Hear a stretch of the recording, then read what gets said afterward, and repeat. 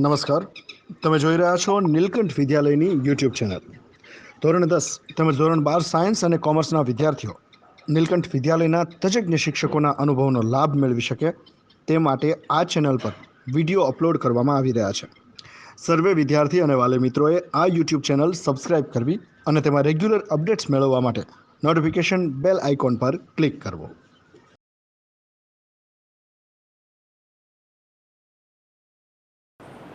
Good morning વિદ્યાર્થી મિત્રો. તો ફરી એકવાર આપણે આવી ગયા છે આપણી યુટ્યુબ ચેનલ પર. તો આપણે જે લાસ્ટ લેક્ચરમાં ચર્ચા કરેલી કે જે પ્રમાણે આપણે લઘુ બીજાણુ જનન અને મહાબીજાણુ જનન બે પ્રક્રિયાઓનો અભ્યાસ કર્યો છે, તો એને આજે આપણે આગળના ટોપિક ઉપર ચર્ચા કરીશું. ફરી એકવાર તમે જો દરરોજ નવા નવા વિડિયોઝ મેળવવા માંગતા હોય અને એના આધારે તમારું નોલેજ વધારવા માંગતા હોય તો અમારી યુટ્યુબ ચેનલને સબસ્ક્રાઇબ કરી બેલ આઇકન દબાવી શકો છો. આ ઉપરાંત આપણે સ્ટે હોમ, સ્ટે સેફ અને સ્ટે લર્ન, બરાબર, આ ત્રણ કોન્સેપ્ટ પર ચાલીએ છીએ. તો હવે આપણે ચર્ચા કરવાની છે આપણો આગળનો ટોપિક, કે જે ટોપિકનું નામ છે પરાગનયન. અગત્યનો ટોપિક પરાગનયન. તો પરાગનયન ખરેખર શું છે? તો કે ખાસ કરીને પરાગનયનની ક્રિયામાં પુકેસરના પરાગાશયની પરાગરજ સ્ત્રીકેસરના પરાગાસન પર સ્થાપિત થવાની ક્રિયા છે. ફરી એકવાર એને આપણે જોઈ લઈએ કે પરાગનયન જે છે એ પુકેસરના પરાગાશયની પરાગરજ સ્ત્રીકેસરના પરાગાસન પર સ્થાપિત થવાની ક્રિયા છે. તો એને એક એક્ઝામ્પલ દ્વારા આપણે સમજીએ કે ફોર એક્ઝામ્પલ કે અહીંયા જે છે તમારી જોડે સ્ત્રીકેસર આવેલું છે.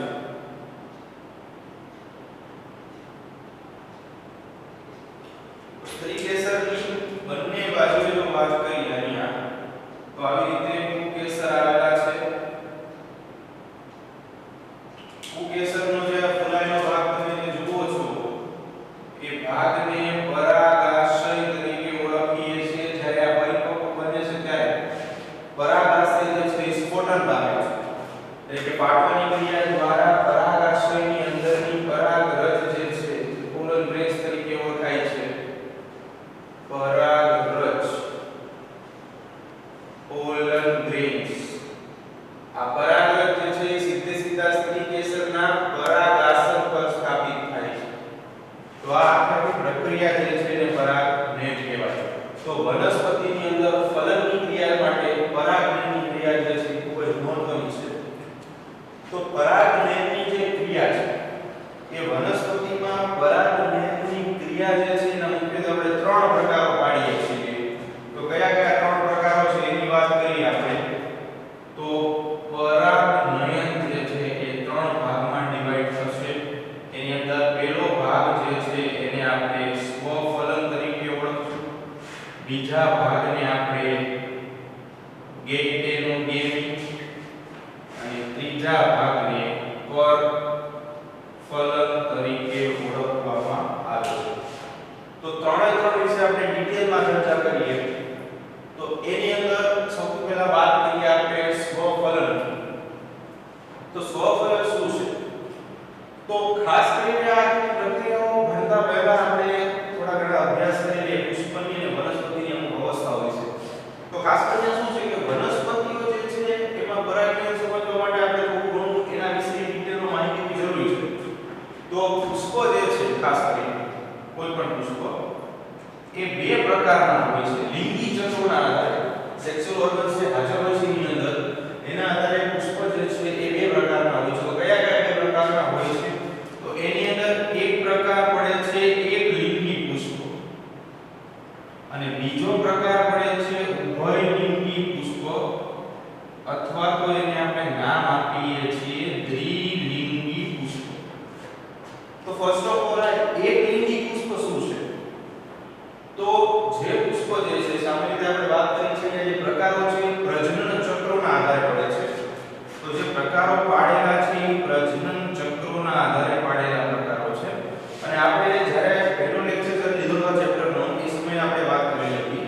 કે પ્રજનન ચક્રની અંદર વાત કરીએ ફળદ્રુપ ચક્ર જે છે તો એની અંદર બે ચક્રોનો આપણે સમાવેશ કરીએ છીએ. એમાં પહેલું જે છે એ છે પુંકેસર ચક્ર અને બીજું જે છે એ છે સ્ત્રીકેસર ચક્ર. તો સૌથી પહેલા એકલિંગી પુષ્પની વાત કરીને આપણે પાછા આવીએ. તો એકલિંગી પુષ્પ આપણે કોને કહીએ? તો એવું જે પુષ્પ છે કે જે માત્ર પુંકેસર કે સ્ત્રીકેસર બેમાંથી કોઈ એક જ ઘટક ધરાવે છે. એટલે કે પુંકેસર કે સ્ત્રીકેસર આ બંનેમાંથી કોઈ એક જ ઘટક ધરાવે તો એને એકલિંગી પુષ્પ તરીકે ઓળખવામાં આવે છે. તો એક ઘટકની અંદર આ પુંકેસર કે સ્ત્રીકેસર બેમાંથી કોઈ એક ધરાવશે એટલે કે નર ઘટક કે માદા ઘટક. સિમ્પલી રીતે આપણે વાત કરીએ કે જે બાયોલોજીની અંદર આપણે ખાસ કરીને નર જે છે એટલે કે મેલ એને આપણે આ સંજ્ઞાથી બતાવીએ છીએ અને માદા એટલે કે ફિમેલ જે છે એને આપણે આ સંજ્ઞાથી પ્રેઝન્ટેટ કરીએ છીએ. તો નરને પહેલી જે સંજ્ઞા છે અને માદાને આ સંજ્ઞાથી શું લેવા રિપ્રેઝન્ટ આપણે કરીએ છીએ. તો નર જે છે એ ચલિત હોય છે એટલા માટે એને આપણે સંજ્ઞા યુઝ દ્વારા દર્શાવીએ છીએ. જ્યારે માદા જે છે અચલિત હોય છે એટલા માટે આપણે એનો ઉપયોગ કરીએ છીએ. તો હવે આપણે વાત કરીએ બીજા રંગના પુષ્પો ઉપર કે જેનું નામ છે દ્વિલિંગી પુષ્પ અથવા તો ઉભયલિંગી પુષ્પ. તો દ્વિલિંગી પુષ્પ કે ઉભયલિંગી પુષ્પ જે છે એ શું છે? તો અહીંયા આપણે એવું જોયું દ્વિલિંગી પુષ્પમાં કે પુંકેસર કે સ્ત્રીકેસર બેમાંથી કોઈ એક ઘટક હાજર હોય. પરંતુ હવે જે આપણે વાત કરીએ છીએ ઉભયલિંગી પુષ્પની છે. તો ઉભયલિંગી પુષ્પની અંદર આ બંને ચક્રો જે છે હાજર છે. એટલે કે પુંકેસર અને સ્ત્રીકેસર બે હાજર હશે. તો ખાસ કરીને જે ભાગમાં પુંકેસર ચક્ર અને સ્ત્રીકેસર ચક્ર બંને હાજર હોય તો આવા પુષ્પને દ્વિલિંગી પુષ્પ તરીકે ઓળખવામાં આવે છે.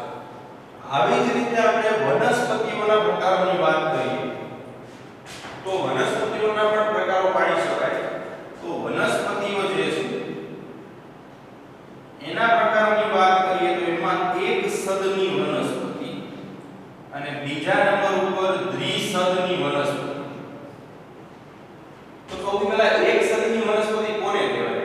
તો જે વનસ્પતિ નર અને માદા પુષ્પો એક જ છોડ ઉપર ધરાવે તો એને એક સદની વનસ્પતિ કહેવાય. એટલે કે નર પુષ્પ અને માદા પુષ્પ બંને જે છે એ એક જ છોડ પર જોવા મળશે. જ્યારે દ્વિસદનીમાં નર અને માદા જે છે એ બે જુદા જુદા છોડ ઉપર જોવા મળશે. તો આટલી બધી સામાન્ય માહિતીઓ મેળવ્યા બાદ હવે આપણે ચર્ચા કરીશું આપણો જે મેઇન પોઈન્ટ છે કે જેનું નામ છે પરાગનયનના પ્રકારો વિશે. બરાબર છે?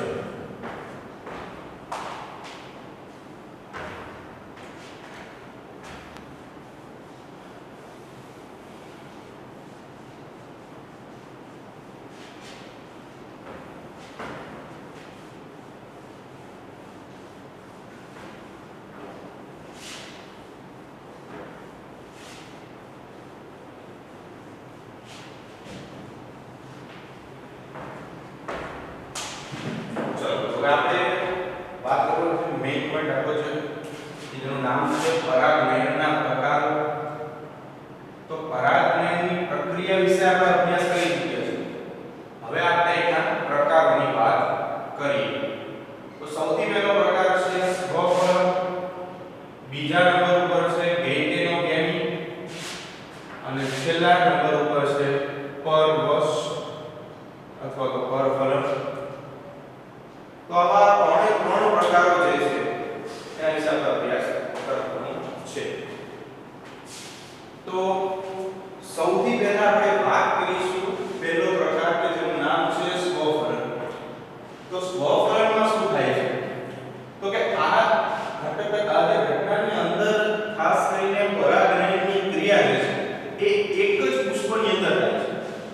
એક જ પુષ્પની અંદર જો ફલનની ક્રિયા થાય તો એને સ્વફલન તરીકે ઓળખવામાં આવે છે. ઓટોગેમી.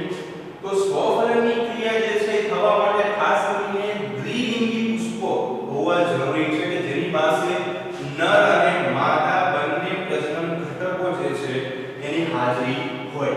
તો સૌથી પહેલા આપણે એની વ્યાખ્યા લખી નાખીએ કે સ્વફલન શું છે? તો કે ખાસ કરીને દ્વિલિંગી પુષ્પોની અંદર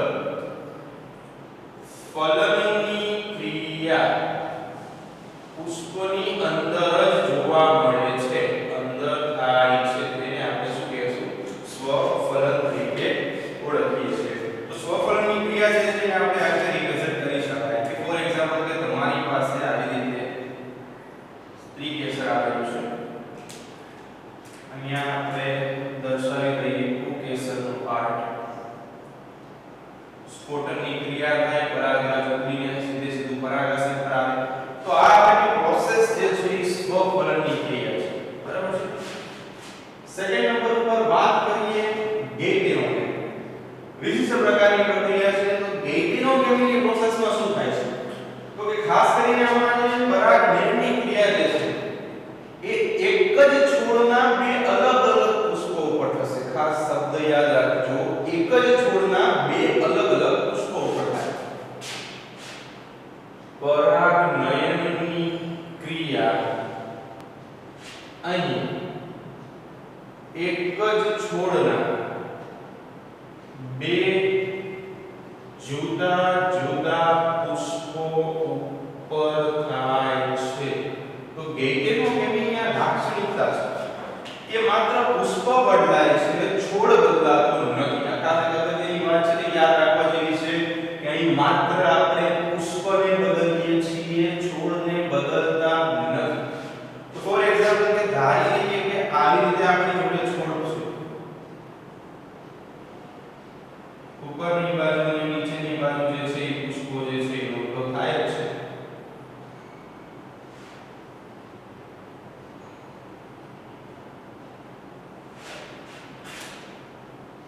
તો જનરલી ઉપરની બાજુ જે છે એ આપણી પાસે નર છોડ છે, આપણે ધારી લઈએ છીએ નર પુષ્પો આવેલા છે. તો જ્યારે નર પુષ્પ પરિપક્વ થશે, મેચ્યોર થઈ જશે, તો એ સમયે શું થાય? તો કે નર પુષ્પ જે છે પોતાનું પરાગાશય જે છે એનું સ્ફોટન કરે છે. પરાગાશયનું સ્ફોટન થવાથી અંદર ઉત્પન્ન થયેલી જે બધી પરાગરજ છે, પોલન ગ્રેન્સ, આ બધી જે છે એ ત્યાંથી સીધી પહોંચી જશે માદા પુષ્પો તરફ. તો આ બધા જે છે ક્યાં આવી જાય છે? સીધા માદા પુષ્પ તરફ આવી જાય છે. તો અહીં અગત્યની વાત છે, આપણે પહેલા પણ કીધી કે પરાગનયનની ક્રિયામાં એક જ છોડના બે જુદા જુદા પુષ્પો ઉપર થાય છે પ્રક્રિયા. એટલે કે અહીં આપણે પુષ્પો બદલીએ છીએ, છોડ બદલતા નથી. તો પરાગનયનની આ પ્રક્રિયા કે જેને આપણે ગેઇટેનોગેમી કીધી, આ પ્રક્રિયા આપણે જો જોવા જઈએ તો એક જ પુષ્પમાં નથી થતી. એટલે આપણે સૈદ્ધાંતિક રીતે જો વાત કરીએ કે જે પ્રોસેસ થાય છે તો એક પ્રકારનું પરફલન કહેવાય. પરંતુ આમાં એક જ છોડ ઉપર પ્રક્રિયા થાય છે એટલે એનું જનીન દ્રવ્ય જે છે, જનીન દ્રવ્ય એ એઝ યુઝ્યુઅલ રહે છે. એટલે જનીનિક રીતે જોવા જઈએ તો એ સ્વફલન જેવી ક્રિયા છે. છેલ્લી પ્રક્રિયા જે છે પરવશ, તો એની અંદર શું થાય છે તો કે પરાગનયનની જે પ્રક્રિયા છે એની અંદર એક છોડ ઉપર રહેલો પુષ્પ જે છે પરાગરજ જે છે બીજા છોડ ઉપર રહેલા પુષ્પો ઉપર સ્થળાંતરિત કરે છે, ચેન્જિંગ પ્રોસેસ. એટલે પરવશની ક્રિયામાં એક છોડ પર રહેલ પુષ્પ ની પરાગરજ અન્ય છોડ પર રહેલા પુષ્પના પરાગાસન પર સ્થાપિત થાય છે. આ ક્રિયાને પરવશ અથવા તો પરફલન તરીકે ઓળખવામાં આવે છે. તો એની અંદર શું થાય છે એ જોઈએ આપણે.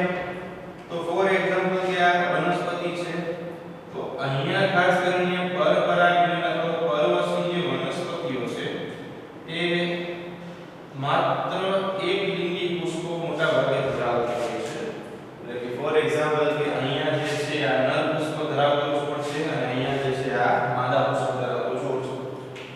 તો શું થાય છે તો કે ખાસ કરીને ઇન્ટરચેન્જિંગ પ્રોસેસ થઈ જાય છે. એટલે કે અહીંયા જે પરાગરજ હોય એ બધી ક્યાં આવે છે તો કે અહીંયા આવી જાય છે. તો અહીંયા જે પરવશની ક્રિયા છે કે જેને આપણે પરપરાગનયન પણ કીધું છે, તો આ પરવશની ક્રિયામાં આપણે ખાસ કરીને છોડ બદલીએ છીએ. એટલે જનીનિક ભિન્નતા સર્જાય. બરાબર છે.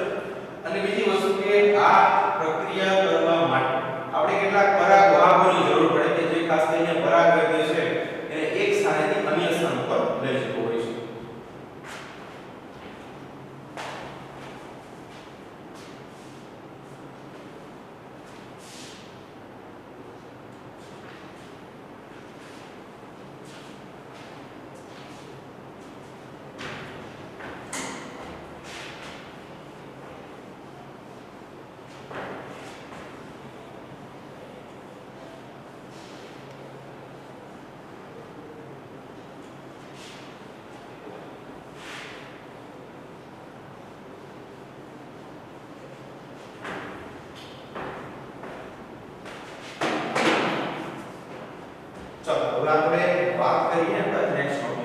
તો જે પ્રમાણે આપણે છેલ્લે વાત કરી કે ખાસ કરીને પરપોષની ક્રિયા જે છે પરપરાગની ક્રિયા જેને આપણે ઓળખીએ છીએ આ પ્રક્રિયા માટે કેટલાક વાહકો જવાબદાર છે તો આપણે એને નામ આપીશું પરાગનયન માટેના વાહકો અથવા તો પરાગવાહકો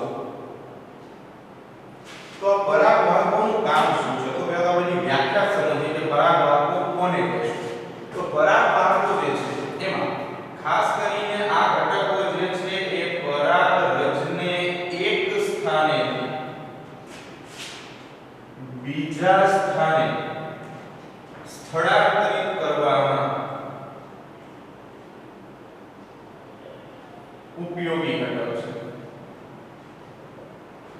બરાબર પરાગરજને એક સ્થાનેથી બીજા સ્થાને શું કરે છે લઈ જવા માટે ઉપયોગી ઘટક સ્થળાંતરિત કરે છે તો પરાગવાહકો છે એ પરાગવાહકો મુખ્યત્વે બે પ્રકારના છે તો વાત કરીએ આપણે પરાગવાહકો તો પરાગવાહકોના બે પ્રકારમાં પહેલા પ્રકારમાં વાત કરીએ અજૈવ વાહકો વિશે અને બીજા પ્રકારમાં વાત કરીશું જૈવ વાહકો વિશે તો પહેલો પ્રશ્ન એવો થાય કે અજૈવ વાહકો અને જૈવ વાહકો શું છે તો કે ખાસ કરીને જે નિર્જીવ ઘટકો છે કે જે વાહક તરીકે ઉપયોગમાં આવે છે એને આપણે નામ આપીશું અજૈવ વાહકો ફરી એકવાર આપણે વાત કરીએ અને સમજાવીએ કે વાહકનો મતલબ એવો થશે કે પુષ્પ જે છે એ પુષ્પ ઉપર એની પરાગરજ છે અને અનર પુષ્પ બીજું જે પુષ્પ જે છે એની ઉપર લઈ જવાનું કામ કરશે એ વાહક તરીકે ઓળખાશે તો ફરીવાર પોઈન્ટ ઉપર આવીએ કે જે ઘટક નિર્જીવ સ્વરૂપમાં છે અને વહનની ક્રિયા કરશે તો એવા ઘટકને આપણે નામ આપીશું અજૈવ વાહક એનાથી ઓપોઝિટ આપણે વાત કરીએ તો જૈવ વાહક શું છે તો કે જે ઘટક સજીવ સ્વરૂપમાં છે અને પરાગનયનની ક્રિયામાં પરાગરજના વહન સાથે સંકળાયેલો છે ધેટ્સ બરાબર છે જે છે જૈવ વાહક તો જે મુજબ આપણે વાત કરી કે ખાસ કરીને આ જે નિર્જીવ ઘટક છે અને પરાગનયનની ક્રિયામાં ઉપયોગી છે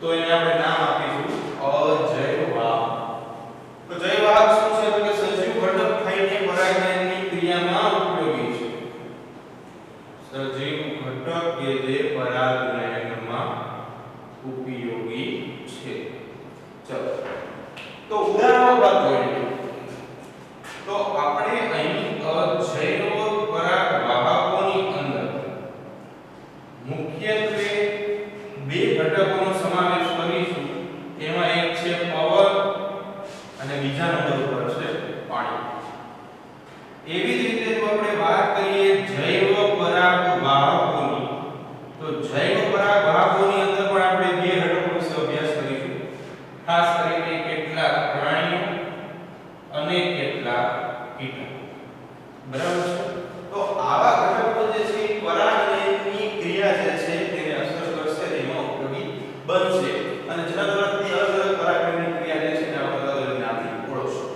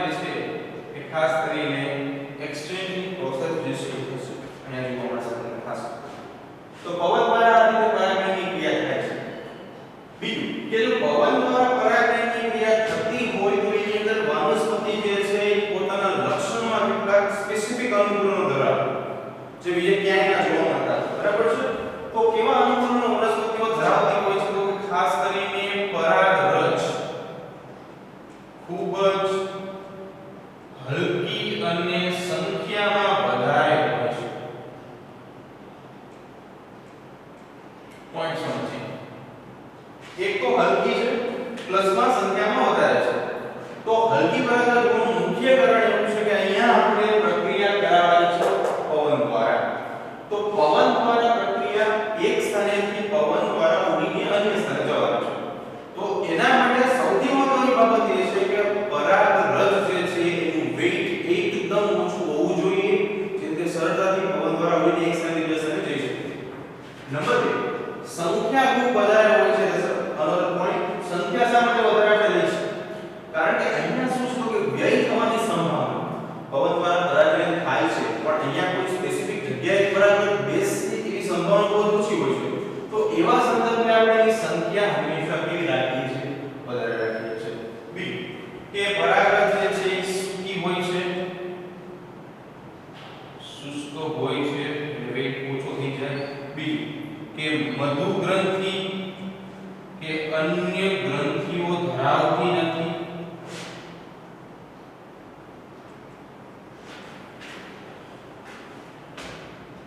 પરાગાસન રોમમય હોય છે.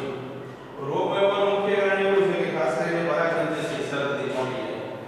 બી, કે શુષ્ક પ્રદેશમાંથી વનસ્પતિઓ જે છે ખાસ કરીને તાડ અને ઘાસના કેટલાક કુળ જે છે, બરાબર છે, નાળિયેર જેવા, તો આ બધાની અંદર પવન દ્વારા પરાગયન થાય છે. ખાસ કરીને કોઈ એવું ચોક્કસ કીટકોને આકર્ષણ ધરાવતા ભાગો પણ અહીં જોવા મળતા નથી. એટલે આ રીતે આપણે પવન દ્વારા પરાગયનની ક્રિયા થઈ શકે છે. તો સેકન્ડ પોઈન્ટ જે છે, જે પાણી દ્વારા પરાગયન છે, જે આપણે જોઈશું.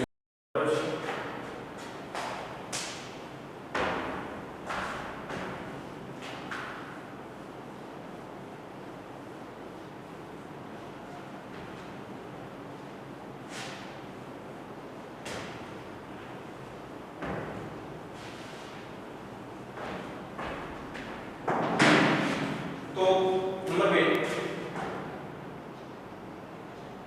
પાણી દ્વારા પરાગનય. તો પાણી દ્વારા જે આ પરાગયનની ક્રિયા થાય છે, જેને હાઇડ્રોફિલી તરીકે ઓળખવામાં આવે છે. પાણી કેવી રીતે પરાગયનની ક્રિયા થશે ના છે જોઈએ તો ખાસ કરીને આ આખી પદ્ધતિ જે છે એ કેટલીક દરિયાઈ વનસ્પતિઓ, ખાસ કરીને દરિયાઈ ઘાસ, જોસ્ટેરા, બરાબર છે, આવા વેલેસ્નેરિયા, આવી બધી વનસ્પતિઓમાં ખાસ કરીને જોવા મળે છે દરિયાઈ છે. બી, કે અહીંયા જે પરાગયનની ક્રિયા જે છે ડિપેન્ડન્ટ ઓન વોટર, પાણી ઉપર સીધે સીધી આધારિત છે. એટલે પરાગયનને કોઈ નુકસાન ન થાય. એટલે ખાસ કરીને આ બધી વનસ્પતિઓ જે છે એની પરાગયન જે છે શ્લેષમાંથી આવૃત હોય છે. આ એક લક્ષણ છે. પરાગરજ શ્લેષમાંથી આવૃત હોય છે. બરાબર છે. તો હવે આપણે વાત કરવાની છે કે કેવી રીતે આ આખી પ્રક્રિયા થાય છે. તો ધારી લઈએ કે આ જે છે દરિયાની સપાટી છે. ફોર એક્ઝામ્પલ કે આ જે છે દરિયાની સપાટી છે. તો દરિયાની સપાટીની નીચેની બાજુએ ખાસ કરીને વનસ્પતિઓ જે છે એ આવેલી હોય છે.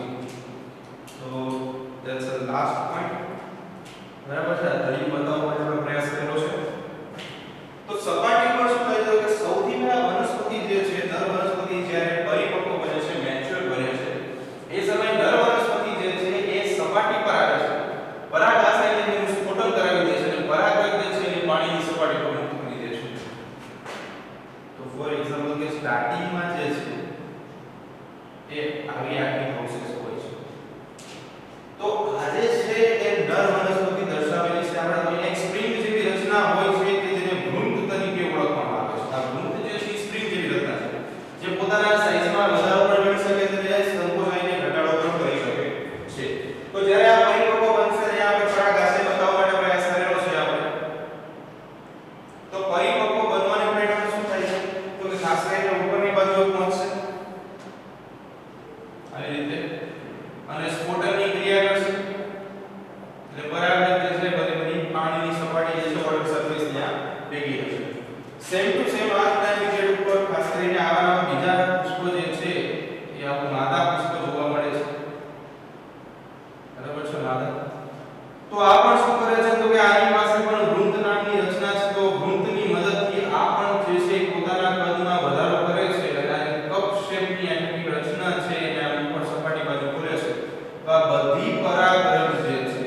આ બધી પરાગરજ કપની અંદર આવી જાય છે અને આ જે આખો ફિગર આપણે બતાવેલું છે એટલે આ પ્રમાણે પરાગનયનની ક્રિયા જે છે એ થાય છે. બરાબર છે.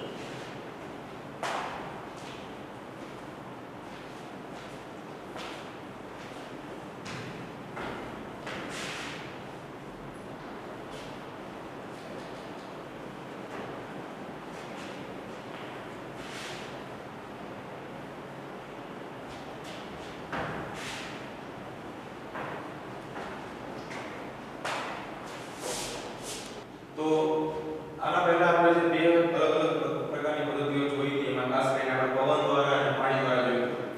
તો હવે આ જોવાનું છે પ્રાણીઓ દ્વારા પરાગનયન.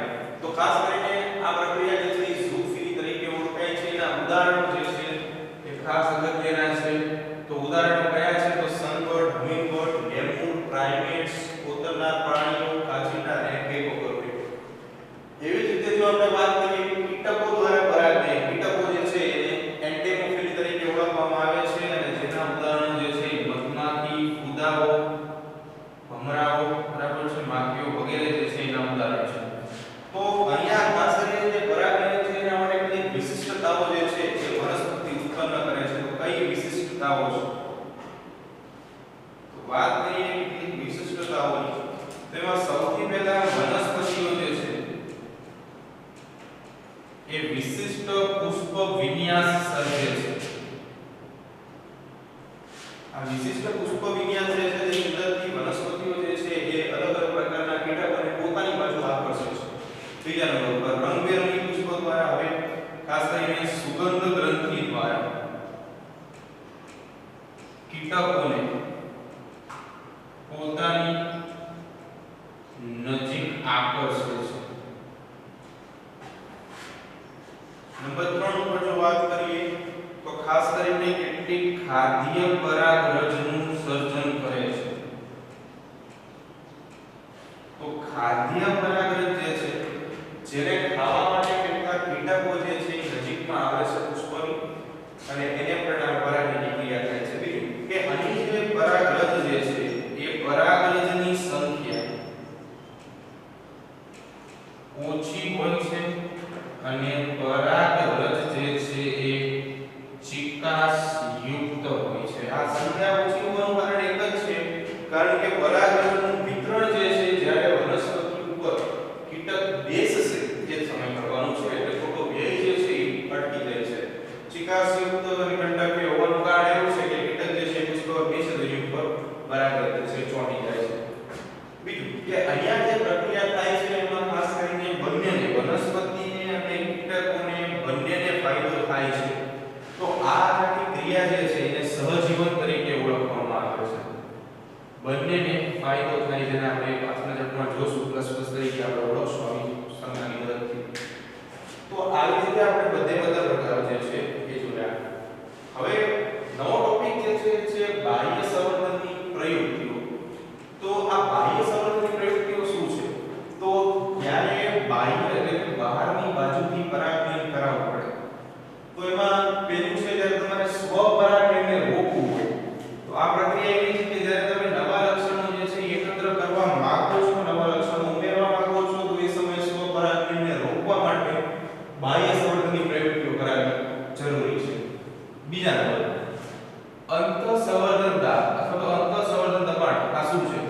તો કે ખાસ કરીને વનસ્પતિ એકને એક પરાગરજને એકને એક પરાગાસન ઉપર સ્થાપિત અંકુરિત અને ફલન કરીને બરાબર છે જે દબાણ સર્જાય છે એને અંતઃસંવર્ધન દાબ કહેવામાં આવે છે. એટલે એક જ સરખા લક્ષણો લાંબા સમય સુધી પેઢી દર પેઢી આગળ વધારવાથી સર્જાતું દબાણ જે અંતઃસંવર્ધન દાબ તરીકે ઓળખાય છે. તો આ દબાણને ઘટાડવું અને નવા લક્ષણો ઉમેરવા હોય તો એ સમયે બાહ્ય સંવર્ધનની પ્રયુક્તિઓ કરી શકાય. બીજા નંબર પર છે કે કેટલીક વખત તારવેલનો અભાવ હોય છે એટલે કે પુકેસર અને સ્ત્રીકેસર.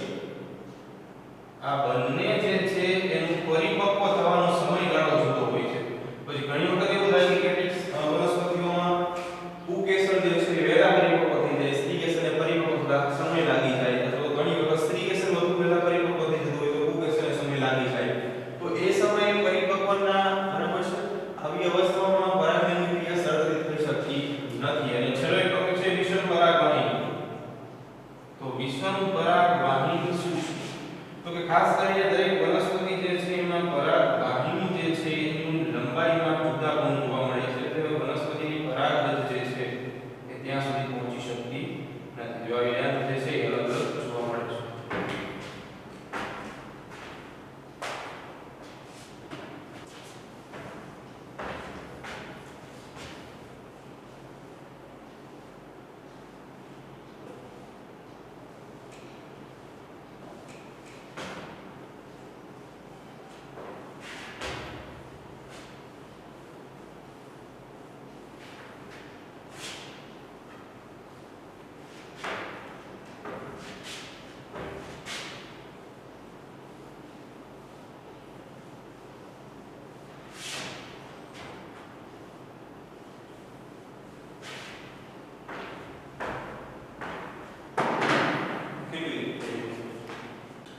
તો હવે આપણે આગળ ચર્ચા કરવાની છે આપણો આગળનો ટોપિક કે જેનું નામ છે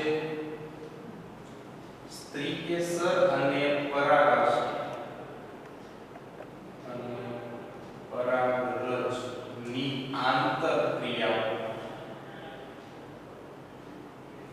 આ તો બંને ઘટકો વચ્ચે કેવી રીતે આંતરક્રિયાઓ થાય છે એની આપણે વાત કરવાની છે. તો સૌથી પહેલા ધારી લઈએ કે આ એક પુષ્પનું સ્ત્રીકેસર છે.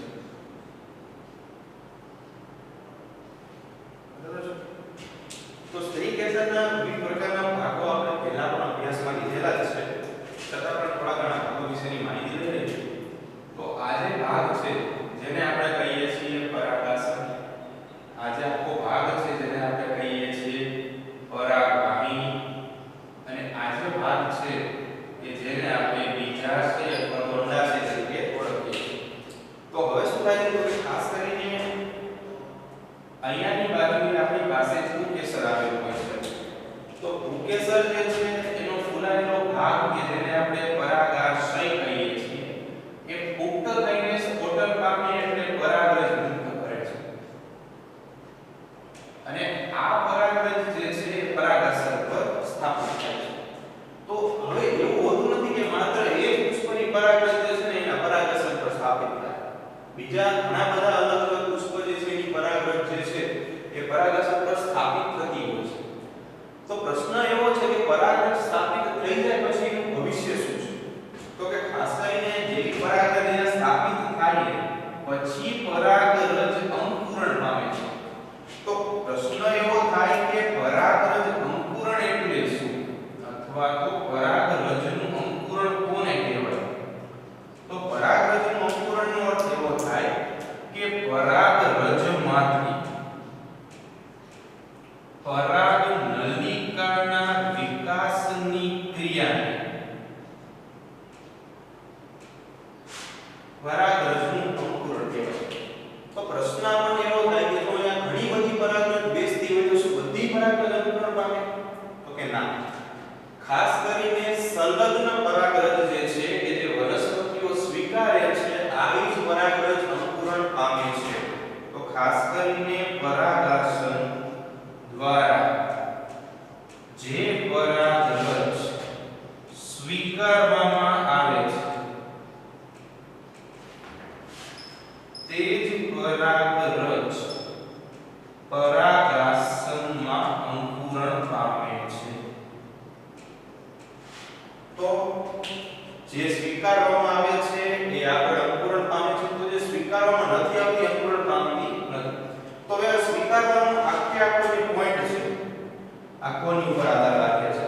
તો ખાસ કરીને જે પરાગરજ છે આપણી જોડે આ પરાગરજની સપાટી ઉપર આવેલા ઘટકો સ્પેશિયલી માત્રામાં રહેલા પ્રોટીન આની ઉપર સંપૂર્ણ આધાર રાખતા હોય છે. જે પ્રમાણે આને આધારે માહિતી મળે એ પ્રમાણે અંકુરણની ક્રિયા જે છે એ ખાસ કરીને આગળ વધતી હોય છે.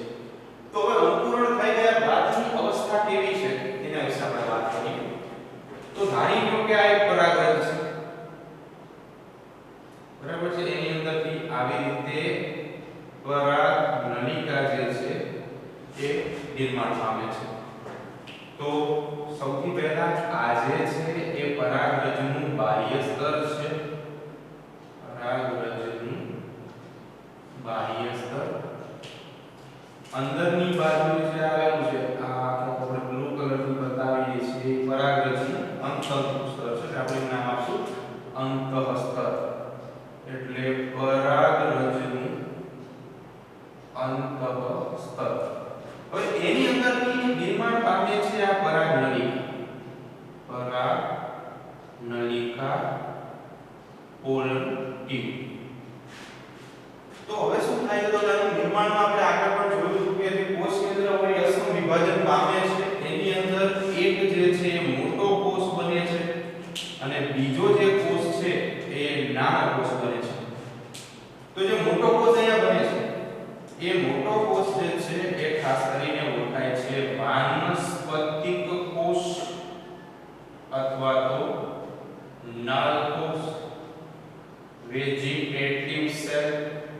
અને આ કોષ જે છે એ ખોરાકનો જથ્થો ધરાવે છે, ખોરાકનો સંગ્રહિત જથ્થો ધરાવે. બીજો જે નાનો કોષ છે એ છે નરજનન કોષ. આનું કદ જે છે એ નાનું છે અને આનું કદ જે છે એ મોટું છે. તો આખી અવસ્થા જે છે એને દ્વિકોષીય અવસ્થા કહેવાય. બે કોષો ધરાવે છે એટલે દ્વિકોષીય અવસ્થા. હવે આગળ શું થાય છે તો કે જેમ જેમ પ્રક્રિયા ધીમે ધીમે આગળ વધે તેની રહેલા જે ઘટકો છે વાનસ્પતિક કોષના ખોરાકનો જથ્થો એ ધીમે ધીમે પરાગનલિકાને આગળ વધારે છે. તો આગળ વધવાથી શું થાય છે કે જે પરાગનલિકા છે આપણે ખાલી પરાગનલિકા તમને સમજી લઈએ. તો આ પરાગનલિકાની અંદર રહેલો નાળકોષ તો એમ જ રહે છે. ફોર એક્ઝામ્પલ કે આ નાળકોષ છે એમને રહે છે. તો જે નરજનન કોષ છે આ જે નરજનન કોષ જે છે એ આગળ જતા સમવિભાજનની ક્રિયા દર્શાવે છે. તો સમવિભાજનની ક્રિયા એટલે આપણે જાણીએ છીએ કે n હોય અને એનું સમવિભાજન થાય તો m અને n બે n જે છે એ સર્જન પામતા હોય છે. તો અહીંયા શું થઈ જાય છે તો કે પ્રક્રિયા જ્યારે પૂર્ણ થઈ જાય તો એ સમયે અહીંયા નરજનન કોષો જે છે એની સંખ્યા 2 થઈ જાય છે. તો આ જે અવસ્થા છે જે આપણે વાત કરીએ કે આ અવસ્થાને દ્વિકોષીય અવસ્થા કહીએ છીએ. તો આ જે અવસ્થા છે એ ત્રિકોષીય અવસ્થા તરીકે ઓળખાતી હોય છે. તો આવી રીતે પરાગરજ જે છે એના અંતરની ક્રિયા આપણે જોઈ શકીએ છીએ.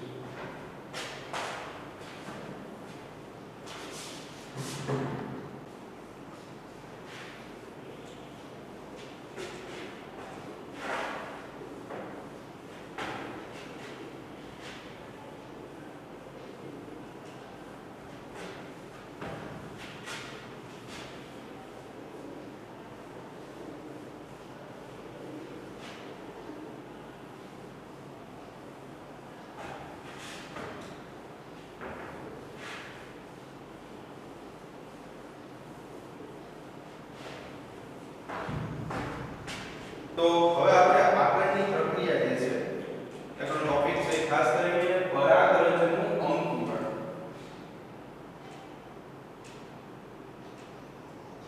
તો આ જે ટોપિક છે એ 2 માર્કનો પ્રશ્ન છે અને તમારા પ્રયોગની અંદર પણ આપેલો પ્રયોગ છે. તો તમે પરાગરજનું અંકુરણ કઈ રીતે કરશો કૃત્રિમ રીતે? તો સામાન્ય પ્રક્રિયામાં જ્યારે આપણે કુદરતી પ્રક્રિયા કરાવતા હોઈએ તો ખાસ કરીને પરાગરજને અંકુરણ માટે નીચું તાપમાન, થોડી માત્રામાં ભેજ અને આવશ્યક પોષક દ્રવ્યોની જરૂર પડે છે. હવે આ જ વસ્તુ આપણે કૃત્રિમ મેથડથી કરાવવાની છે, કૃત્રિમ મદદથી કરાવવાની છે. તો એની અંદર સૌથી પહેલા એક વોચ ગ્લાસની અંદર ફોર એક્ઝામ્પલ કે એક વોચ ગ્લાસ છે. તો આ વોચ ગ્લાસની અંદર કોઈ વનસ્પતિમાંથી ઉત્પન્ન કરેલી પરાગરજ છે. તો કઈ કઈ વનસ્પતિમાંથી પરાગરજ મુક્ત કરી શકાય? તો ખાસ કરીને ગુલાબ, બારમાસી, જાસુ, ધતુરો આ બધી વનસ્પતિઓ એવી છે કે જેમાંથી વિપુલ માત્રામાં પરાગરજ જે છે આપણે ઉત્પન્ન કરી શકાય છે. તો પરાગરજ દાખલ કર્યા બાદ એની અંદર સુક્રોઝનું દ્રાવણ નાખવામાં આવે છે, સાથે સાથે કેલ્શિયમ અને બોરિક એસિડ જે છે એ પણ એડ કરવામાં આવે છે. બોરિક એસિડનું દ્રાવણ કેલ્શિયમ નાઇટ્રેટ અને ત્યારબાદ એને લાંબા સમય સુધી રાખવામાં આવે છે. ખાસ કરીને અહીંયા જે છે એ ઠંડુ માધ્યમ આપવામાં આવે છે. થોડા સમય બાદ ડ્રોપર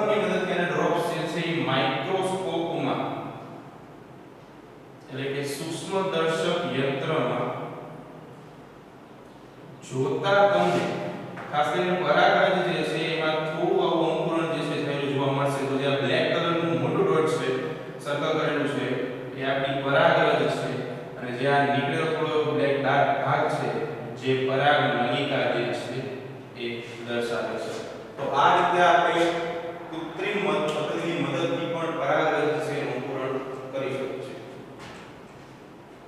તો આના પછીનું જે આગળના